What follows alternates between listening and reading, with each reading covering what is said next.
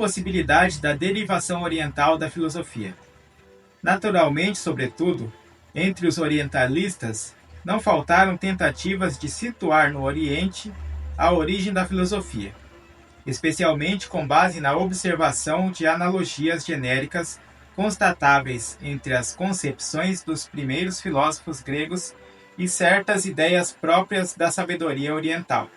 Mas nenhuma dessas tentativas sentiu efeito, e já a partir de fins do século passado, uma crítica rigorosa produziu uma série de provas verdadeiramente esmagadoras contra a base de que a filosofia dos gregos derivou do Oriente.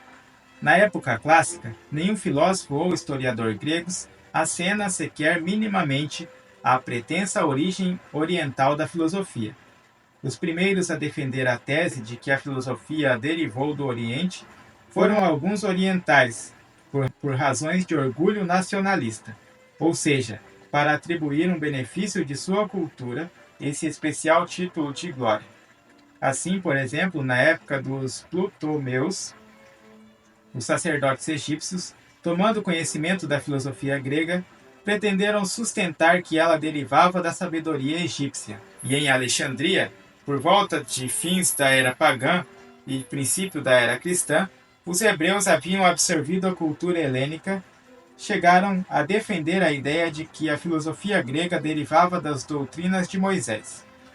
O fato de filósofos gregos da época cristã sustentarem a tese segundo a qual a filosofia derivou dos sacerdotes orientais, divinamente inspirados, não prova nada, porque esses filósofos já haviam perdido a confiança na filosofia entendida classicamente e objetivavam uma espécie de autolegitimação diante dos cristãos, que apresentavam seus textos como divinamente inspirados.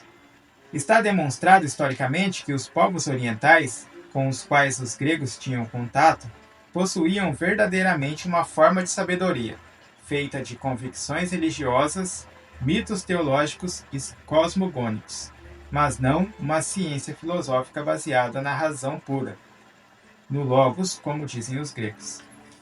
Ou seja, possuíam um tipo de sabedoria análoga a que os próprios gregos possuíam antes de criar a filosofia.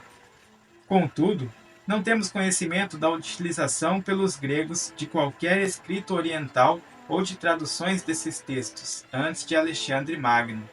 Não se sabe de qualquer possibilidade de terem chegado à Grécia doutrinas dos hindus ou de outros povos da Ásia, bem como de que na época em que surgiu a filosofia na Grécia, houvessem gregos em condições de compreender o discurso de um sacerdote egípcio ou de traduzir livros egípcios.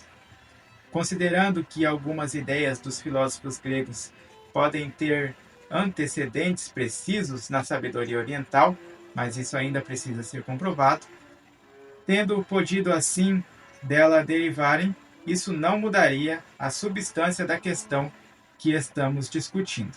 Com efeito, a partir do momento em que nasceu na Grécia, a filosofia representou uma nova forma de expressão espiritual, de tal modo que no momento mesmo em que acolhia conteúdos que era fruto de outras formas de vida espiritual, os transformava estruturalmente, dando-lhes uma forma rigorosamente lógica.